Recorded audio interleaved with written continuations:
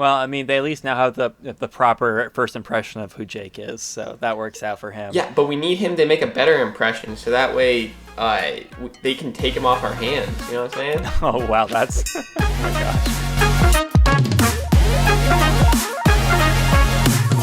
gosh. Welcome to the Anyone But Cam Fantasy Football Podcast. I am one of your hosts and one of your commissioners. My name is Frankie, and sitting across the internet from me is Cam. Cam, how are you doing on this Wednesday afternoon? Could not be better. I tell you what, Frankie, we're back.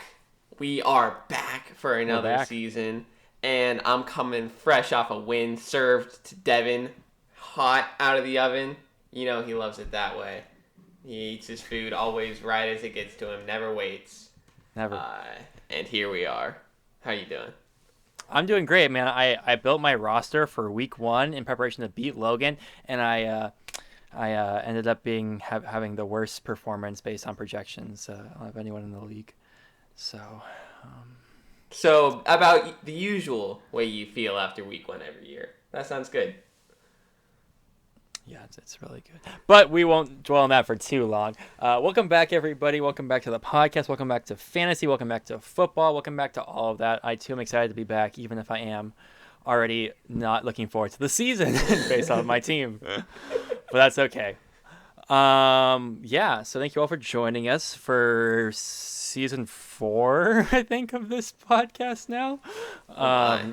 Pretty crazy. Some new changes this year.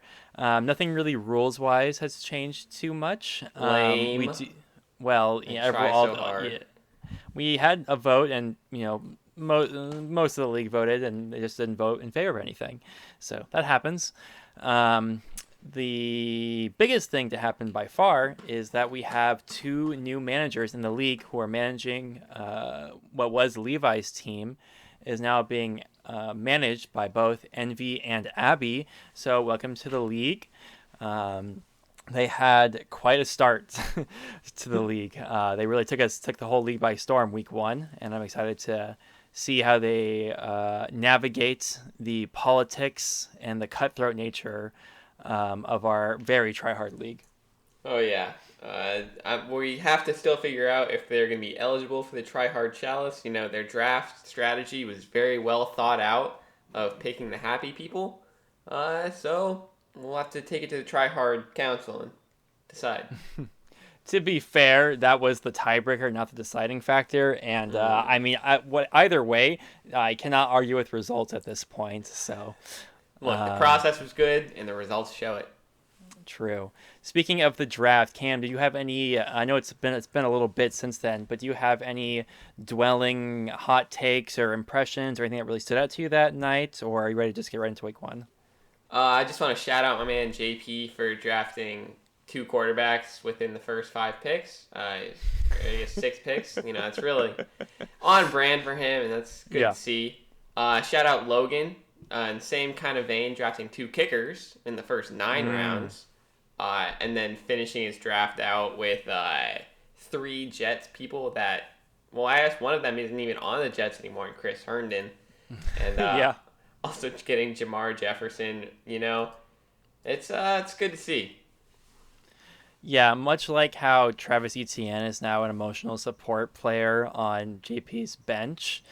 Jamar Jefferson is an emotional support person on Logan's bench. The only problem is he actually takes up a bench spot, but we don't need to worry about that. It's, trivial things like that.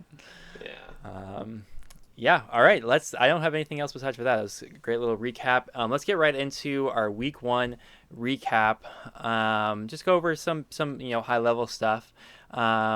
My first thing I brought up here as a topic is biggest surprises, and I think the 2 things that are the biggest surprises are the most obvious things that we all saw play out in front of us in prime time, which is both the Jake versus Tyler game and the Lassie versus JP game, both coming down to like the 4th quarter and then overtime of the Monday Night Football game at the end of week 1. Yeah, I mean, you really got a feel for JP there. He had the brilliant strategy, maybe suggested by others, but he pulled it off of putting Henry Ruggs on the trade block and then taking him off right in the 4th quarter of the game to try and motivate Henry Ruggs to do some things. And then Henry Ruggs popped off with some long catches. But just him and Lamar couldn't overcome the absolute force field that is Darren Waller on the field, catching all of the passes. My God, Derek Carr is just in love. Ugh. Yeah, I mean, what's not to love? Darren Waller has really out of nowhere, appeared to be like in the last few years to be an absolute tight end stud, and he's going to do great work on that team for sure. The next one that was like even was just as crazy too is going back and forth, Jake versus Tyler. I mean, there was receivers at play, there were kickers at play. I mean, I wasn't sure like which play was benefiting who at a certain point. Like there was so much going on.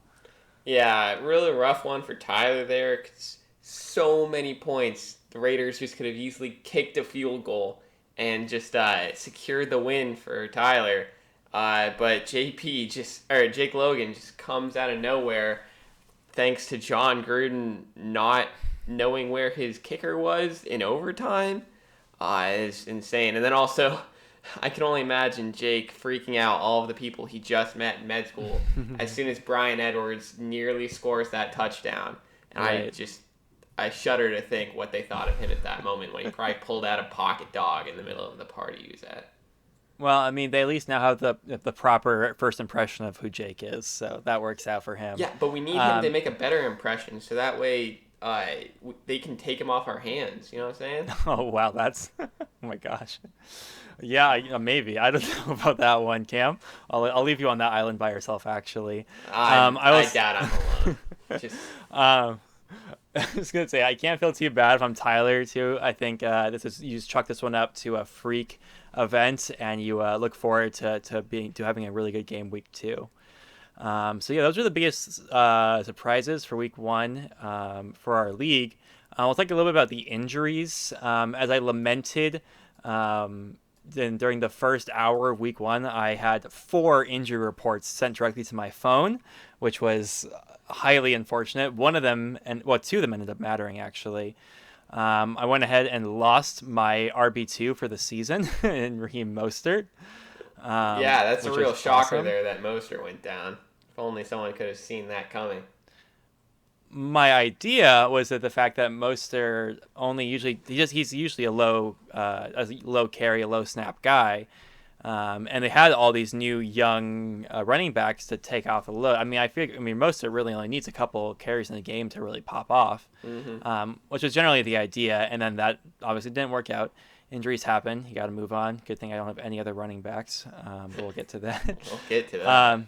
We had a couple injuries here to Justin's team, losing both Michael Gallup and Judy, both on IR. I will admit, Cam, I do not know the extent of their injuries, but they at least won't be playing for the next 3 or 4 weeks. Yeah, Judy, I know is a high ankle sprain, which is 4 to 6 weeks, but I'm not really Mm. sure on Gallup either. Either way, they're on IR, puts them out 3 or 4 weeks at the minimum. So Mm-hmm. I'll just circle back on that one in about a month. I don't think anyone started or is rostering Fitzpatrick, but him going down for the season does elevate Taylor Heineke, which changes things around for Terry McLaurin, Logan Thomas, that kind of receiving core. It probably makes it. I mean, it affects Antonio Gibson at least in some ways. I mean, it has a decent ripple effect there as well. Mm-hmm. OBJ didn't play to. I don't know if anyone was surprised by that. I know I sure wasn't. And he can continue to not play, which is unfortunate for, I believe Tyler owns him. Jake Logan, Jake round Logan. pick. Shout out. That's right. That's right. That was insane. Evan Ingram is down for at least a bit as well. I think that's the last of the huge names that are on injury watch, besides for the usual suspects like your typical AJ Brown, which I just found out today that he had surgery on both knees in the offseason. Maybe I should have done some research before drafting him. I don't know. But and then also the Baltimore running back carousel, which once again, Cam, I will admit, I don't even know really where it's at right now. Do you have more insight? Well, it was quite the experience. I drafted Gus Edwards in like the 10th round of the draft, thinking, maybe he'll be a backup that gets a good amount of carries in this offense. Could be good. All of a sudden, Dobbins goes down. I'm like, yo, this is pretty sweet. It's like James Robinson for Dylan. And then Gus Edwards goes down, and I'm like, yeah, I mean, that sucks for him, but I can't complain about this. I'm in the same spot I was. And now Lassie gets Tyson Williams, but now they also have what, three other running backs: Lev Bell, Deontay Freeman, Devontae. I don't remember. Yeah. Yeah, it's Elmat. Oh, dude, Elmat's there too. What a Yeah, baller. Elmat as well. Yeah. Yeah. So we'll have to see. I remember when Justice Hill was a thing like 2 years ago. Alex Collins, dude. Yeah. Those are the days. Yeah. Those are the times. All right. I think those are the major injuries. If pardon us if we missed anyone. I think that's it though. I think we can move Waiver. on. Yeah. Yeah, I think we can too. Waivers. Cam, would you believe me if I told you that I put in a bid for $75 for Mark Ingram? 75.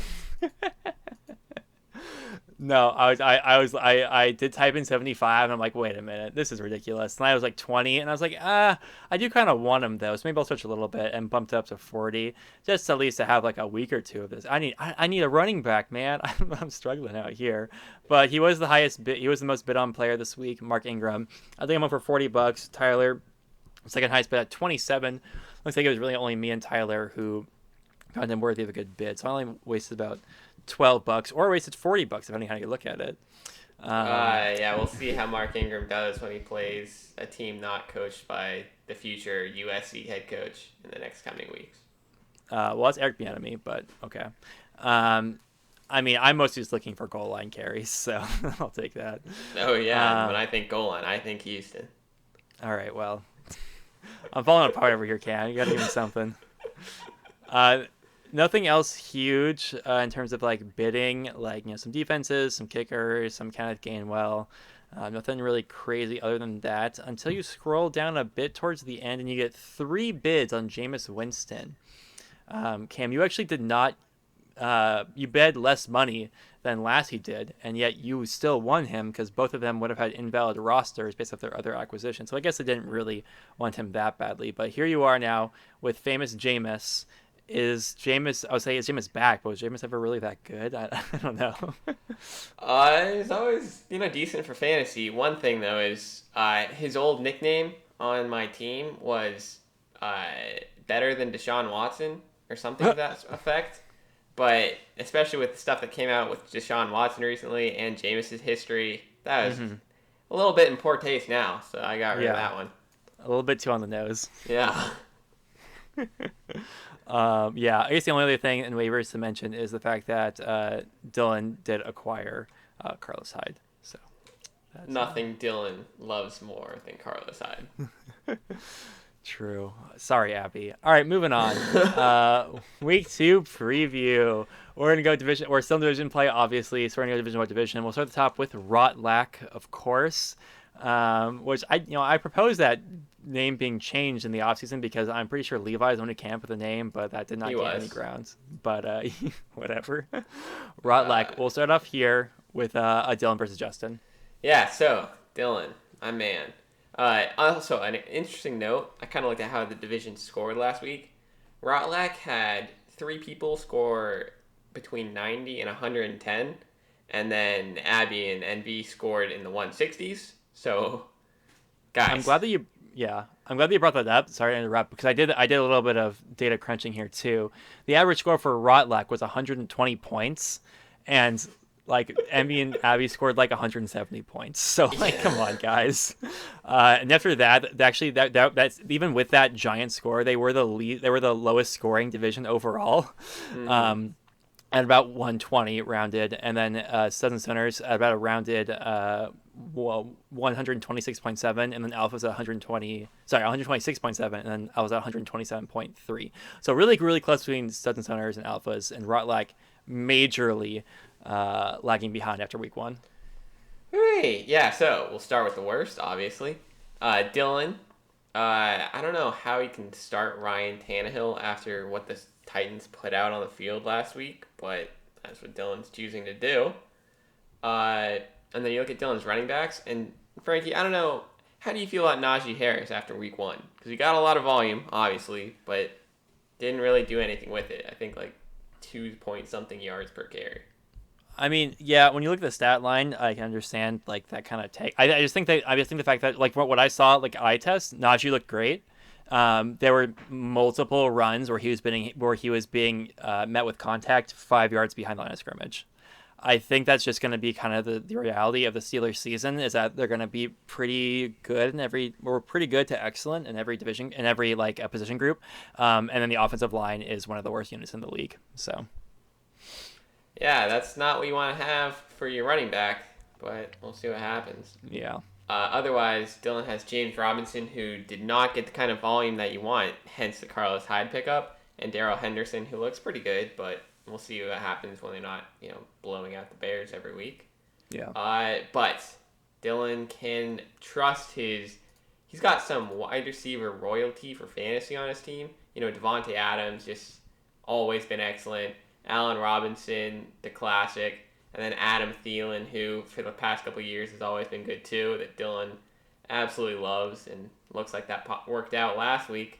Right. So Dylan's just got to look to them three to really carry him through this matchup. And on the other side, we got Justin. And oh man, Justin, how did you not put any waiver claims last week, dude? Your only three healthy wide receivers are Devontae Parker, AJ Green, and Jamar Chase. Like, Jamar Chase looked excellent. Good for you, man. But holy, just do something, please. Yeah.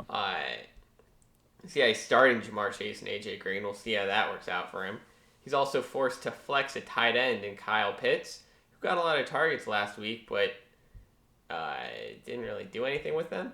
And then he's also starting Robert Tonyan.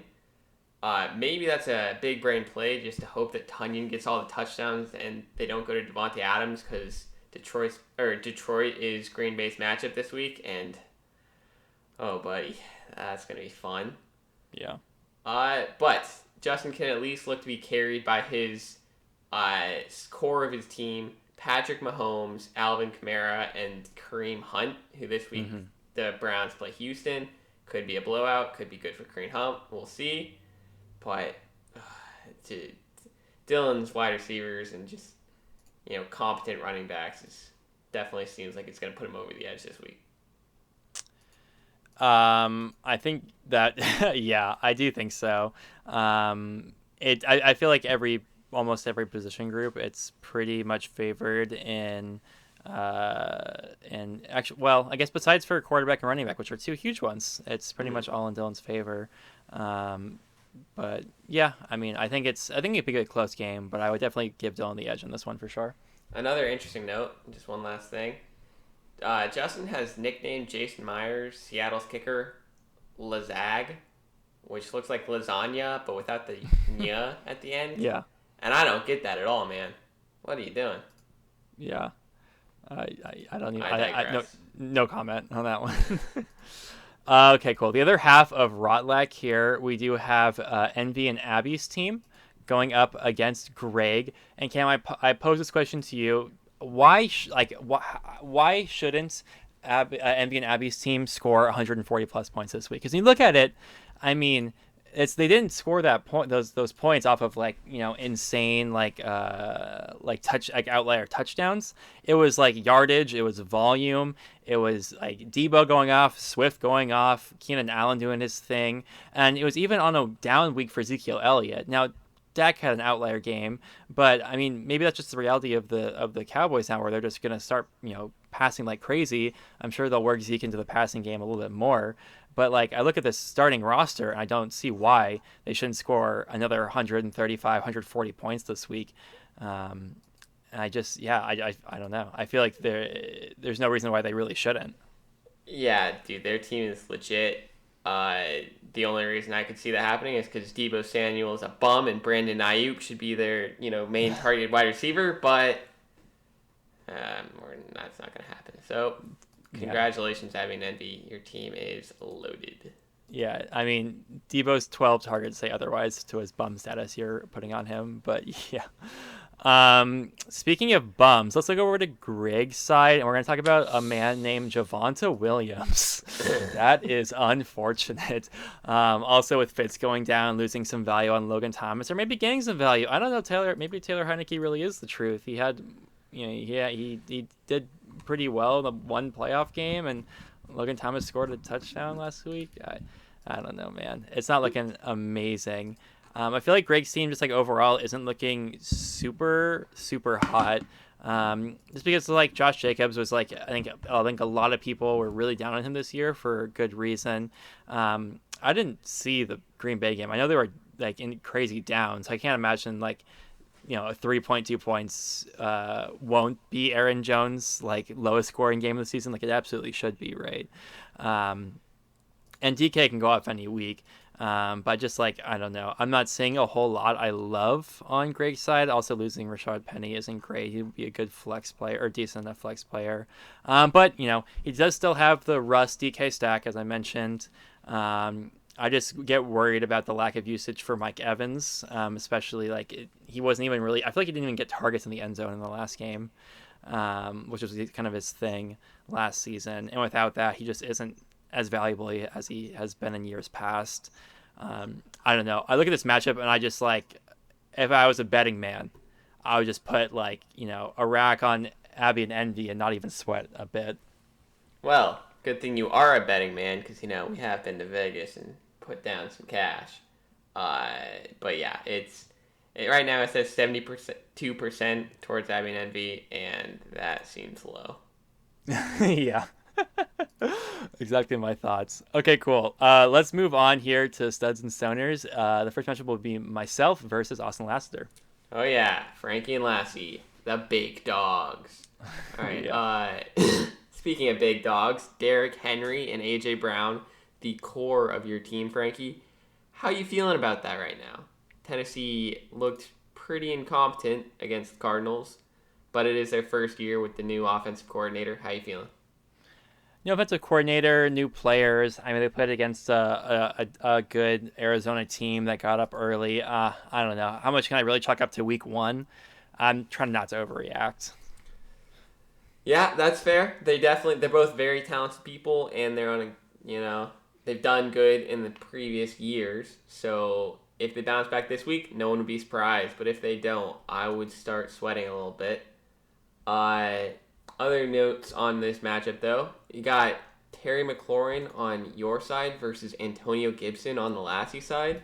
It'll be interesting to see because New York Giants do have a pretty good defense, especially along the defensive line and their number one cornerback, both very good. So I could see low scoring games on both their ends. So that would kind of help keep the game closer for you.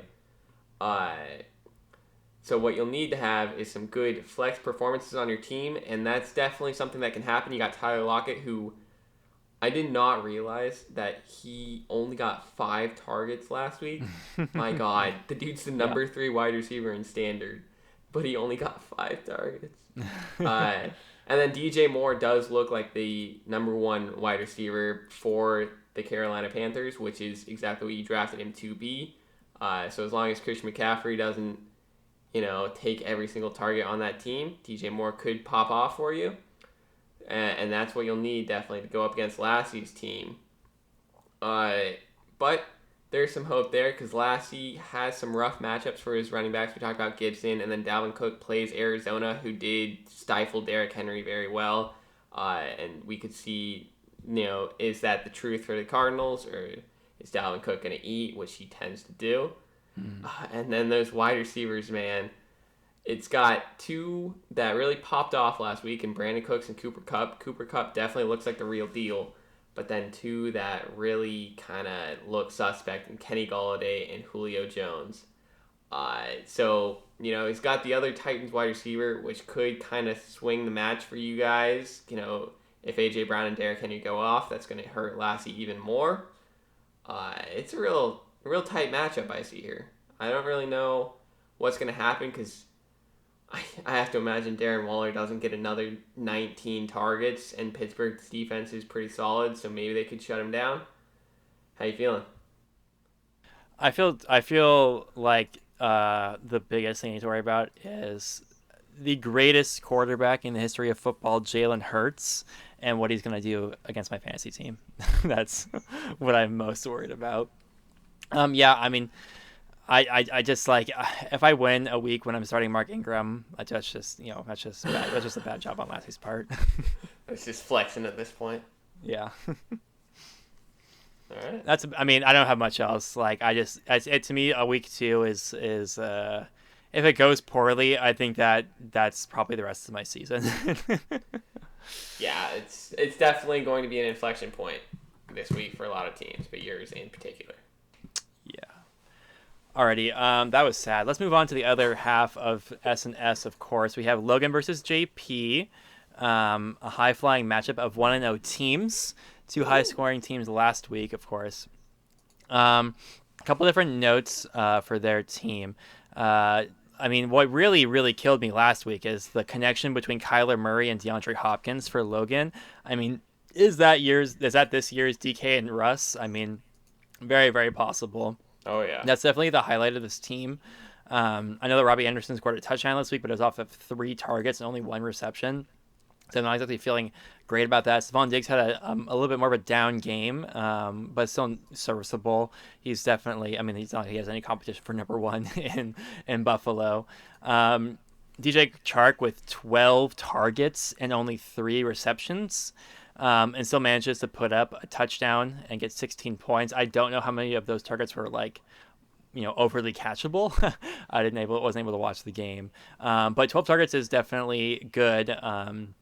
It's definitely like something to be happy about when you have a rookie quarterback just trying to look for any kind of way to come back versus a ferocious Houston team.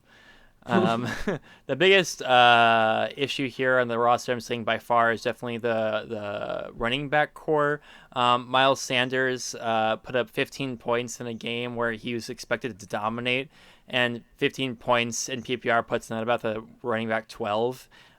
It's not amazing, and he plays a pretty good San Francisco line this week as well. Should be a running back 2, running back 3 numbers. And then Kenyon Drake is like a really tough one. They really shouldn't be able to run over Pittsburgh too well. And with him not even being the lead guy, it's just not great for him, unfortunately. Maybe Logan gets lucky here and Le'Veon Bell wins the carousel, and all of a sudden he's leading the league in Baltimore. But until then, it's not looking great. He does have Jamar Jefferson. I forgot about that, so that's an upside. On JP's team, man, JP's team is so weird. I was lamenting earlier about how he has 3 quarterbacks on his roster and will still have a better week than I will, which doesn't feel good. But he has Lamar, he's got Christian McCaffrey, he's got Kittle, Justin Jefferson, and then everything else is a little bit more suspect. Mike Davis going against Tampa Bay shouldn't be particularly great, and I don't know. I don't see Atlanta being in a position to run the ball very much this season, if you catch what I'm saying. And his receiver core is just not amazing either. It looks a lot better if he subs in Antonio Brown for Ruggs. But for right now, Antonio Brown is rotting away on his bench. I don't know. There's a lot of interesting stuff going on both sides. I think I probably overall like Logan's side slightly more, just because I really don't feel like I can bet against the Hopkins and Murray connection.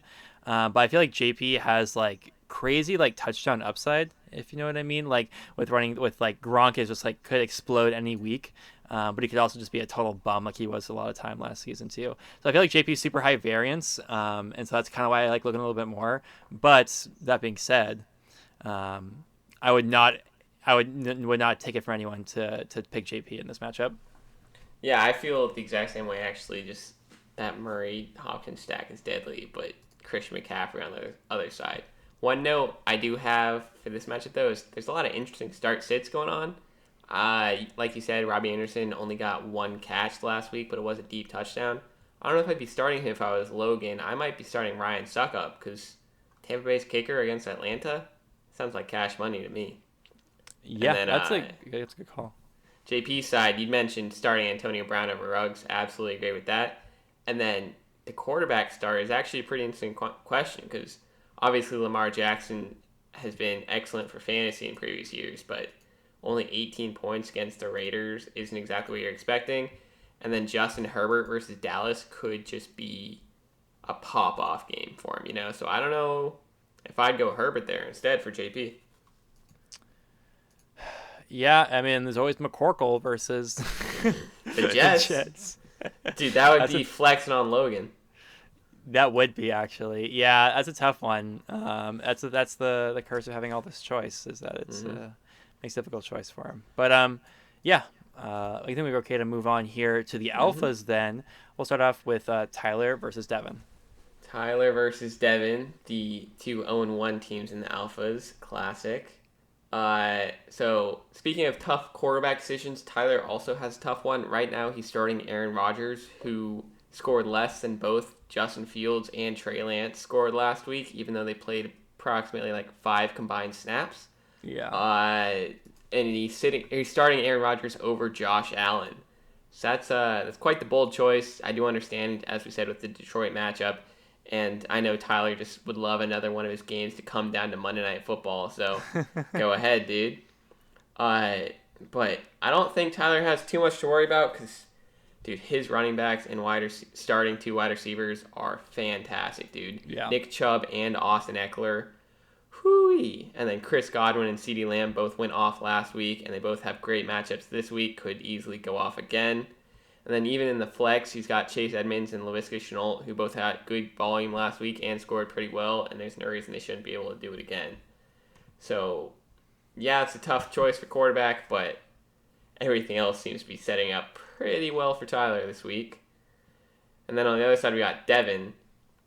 And, dude, even though I played Devin last week, I did not realize Kirk Cousins threw the ball 49 times. Whoa. Like, there's absolutely no way that's what Mike Zimmer wanted to do.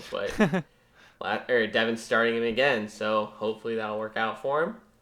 Other notes on Devin's team, we got the matchup this game of Amari Cooper on Devin's side and CeeDee Lamb on Tyler's side. Last week, Amari Cooper did win out on that, competition within the team. But we'll see if that can keep up because Devin's going to need that to keep up in order to keep up with Tyler's team himself. And then he's got another really interesting starting spot for his last flex spot. His running backs, Jonathan Taylor, Chris Carson, and Edwards-Helaire all locked in. Amari Cooper and Devontae Smith definitely deserve starting spots. But right now, he's starting Marquise Hollywood-Brown in the flex. And he could instead do one of Myles Gaskin, Juju Smith-Schuster, or Courtland Sutton, all of which have pretty good matchups this week. Maybe not Buffalo for Myles Gaskin, but I don't know how I feel about Hollywood Brown. He did have a good week last week, but I don't know. It's a tough one. Yeah, I mean, I feel like Tyler's team just looks so good. It looks so good. The flex decision on Devin's side is definitely interesting. Juju looked good in his game. He definitely got that one play where he got an absolute licking because Ben threw him a baby hospital pass. But that's just what happens. Juju looked better this game than I feel like he looked for a lot of last season, which is really encouraging, just in the way he was moving in the field. And I wouldn't hate playing Gaskin either. Like, I feel like there's a decent amount of good stuff on Devin's side here. But I don't know. I just feel like Tyler's probably the second best team in the league, so I have to pick him. Yeah, definitely picking Tyler here. And I do understand, maybe Devin just thinks he needs that Hail Mary to go up against Tyler, and that's why he's going with Hollywood. And I don't think that's a bad decision on his end. Yeah, absolutely. Alrighty, and Cam, let's get into the matchup of the week. We have you versus Jake finishing off the week. The only other game of undefeated 1-0 managers facing each other off. We'll start on your side here. Wow, Melvin Gordon is a back, I guess. Was he ever gone? I don't know, but he sure is here. He completely stifled Javonte Williams' season in week 1. I don't imagine that's going to change anytime soon because he does have Jacksonville into the Jets. So I think it has at least 2 more really good games for you. There, I'd be very happy if I was you with having Melvin Gordon, a player that I was like I thought was going to be second fiddle by far, but has definitely established himself as the veteran who's been there before, done that, and was an elite talent, maybe still is. Joe Mixon, of course, he's Joe Mixon. 23 points, 127 rushing yards. Now he's going to Minnesota. He gets Chicago this week, though, so I just expect really good things from there. Your receivers are interesting for sure. Calvin Ridley did not have a whole lot going for him last week, but neither did the entire team for Atlanta, it seems. He's going against Tampa Bay, who gave up Amari Cooper and CeeDee Lamb numbers last week. So that's encouraging for sure. This should be a huge game for him. If it's not, I'm starting to get worried for you. Claypool, he'll get he's usually a lower target guy and usually a higher play guy. He had an amazing catch during the game. But I don't know. When talking about Steelers receivers, I just think of that Ben's arm looks like it did at the end of last season, which is just not encouraging, unfortunately. You do have Robert Woods, who, even though Cooper Kupp was the one who exploded last week, it could really go either way at any given week with these two. And, 11 points is nothing to scoff at either. The only problem is he did get bailed out by a touchdown because he only had 27 receiving yards. Speaking of touchdowns, though, Corey Davis season, let's go. 2 touchdowns off of 5 receptions. That's repeatable numbers, right? I think that's how it works. And you have decent stuff on your bench too with Waddle, Ayuk. Marvin Jones seems to be very clearly the number 2 receiver in Jacksonville, which is great news for you as well. So you got some good stuff going on. Famous Jameis, of course, we talked about earlier, and then your locked and loaded first round pick, Travis Kelce, was all that he chalked up to be last week. Wait, how is he only the tight end 4? What? Who scored more points? Popped off. Yeah, but who else? I don't even. Okay. I don't know. I guess so. I mean, and PPR is number 4. Well, I guess Waller popped out, would make him number 2. Either way, good stuff on your side for sure. 130 projection, I think, is not too far off. And then on Jake's side here, he would really like to have Saquon Barkley back.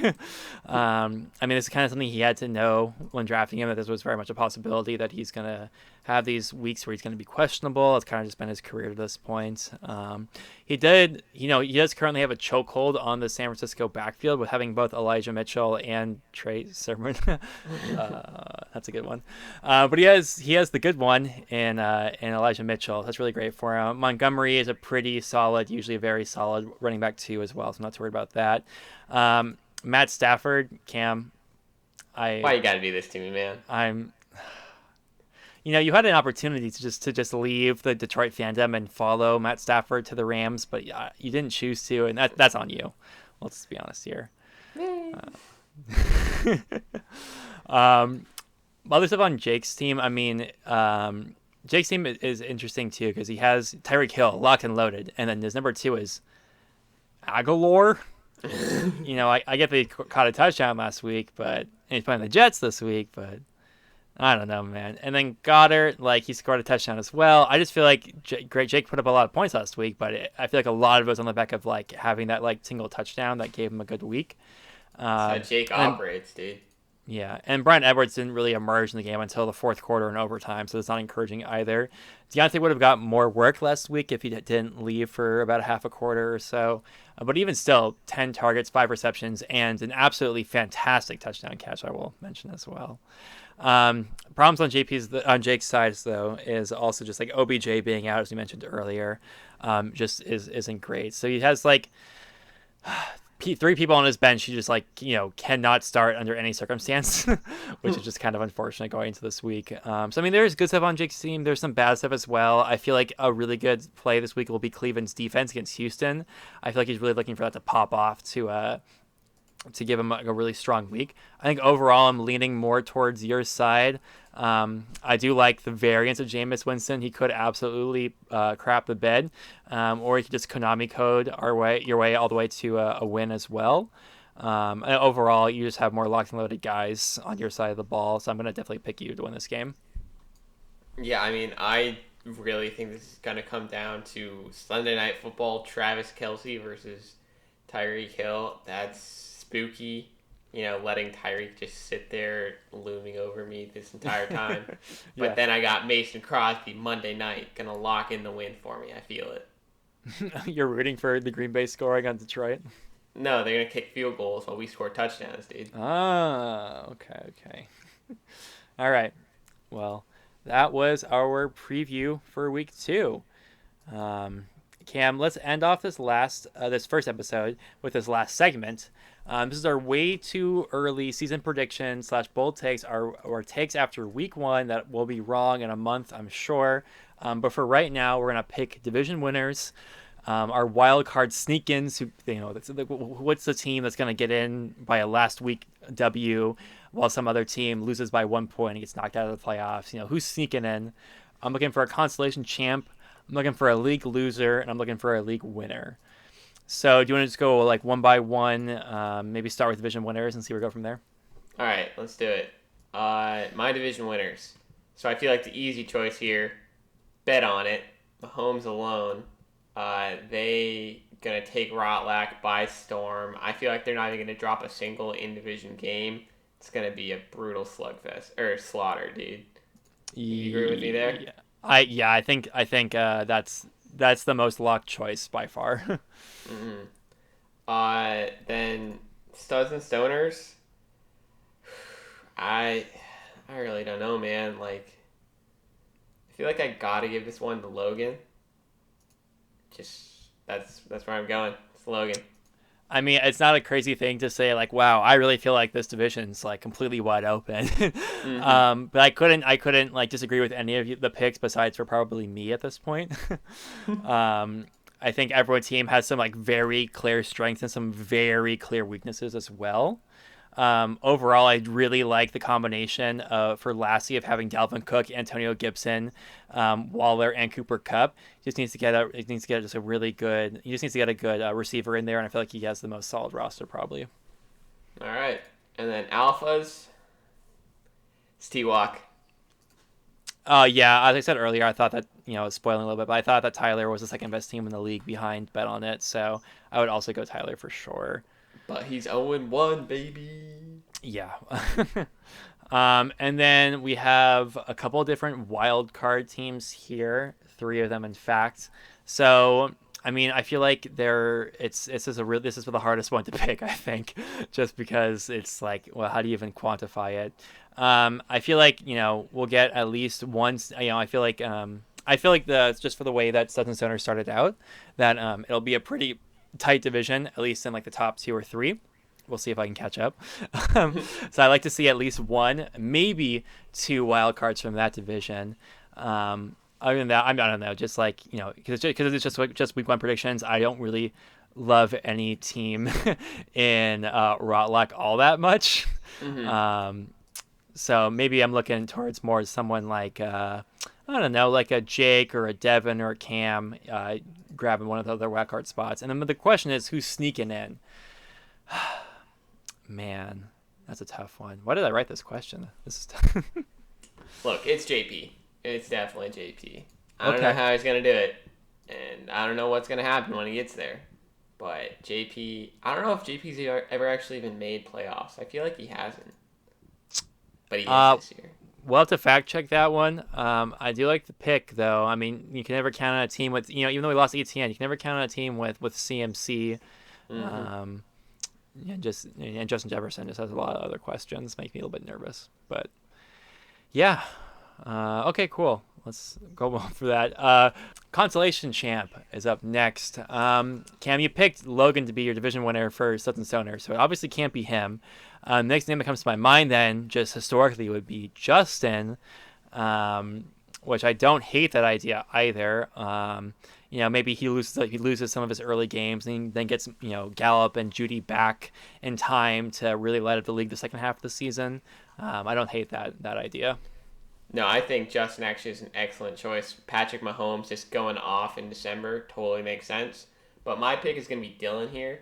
Dylan really played the long game in his draft, getting Michael Thomas, Rashad Bateman. And I think that's going to help him very much as soon as he gets into consolation bracket. Congratulations. That makes a lot of sense. I like those picks as well. Okay, who's looking like the worst team in the league right now? The league loser. Let's see. The lowest score last week was Greg, and then Justin, and then me, and then Dylan. Yeah, fun fact. 3 teams out of Rotleck would not have beat anyone else in the league besides for me if they played anyone else besides for themselves. Oh, man. Don't have only beat me by a point. So I don't know. The injuries are not exactly on my side. They're not exactly on Justin's side. We picked him as a good consolation team. I don't know, is there anyone that's sticking out to you as particularly in trouble after week 1? Devin's out there, dude. Yep. Consolation loser. Devin Distant. Really? Even after the bump up of Chris Carson, Jonathan Taylor, Amari Cooper? Huh? Yeah. I don't know if I can agree with that one, but all right. And then league winner, who are we thinking is taking home? I think the picks are pretty obvious. We already kind of established our top 2 teams. And after week 1, I feel like no team has the both the depth and the top starting potential of Bet on It. But I don't think Tyler's too far behind otherwise. You're saying Bet on It has depth? I think Singletary, Shepard's always a decent start. I guess. They're already starting 3 running backs. Like, I don't really feel like there's a whole lot of depth issue here. Nah, dude, they're my pick to be one and done in the playoffs, unfortunately. Whoa. And our winner is going to Tyler. Alpha's taking it home. Okay, that's a little bit of homerism there, but that's okay. We'll accept it for now. Yeah. Okay. Well, that's it. Episode 1. We did it.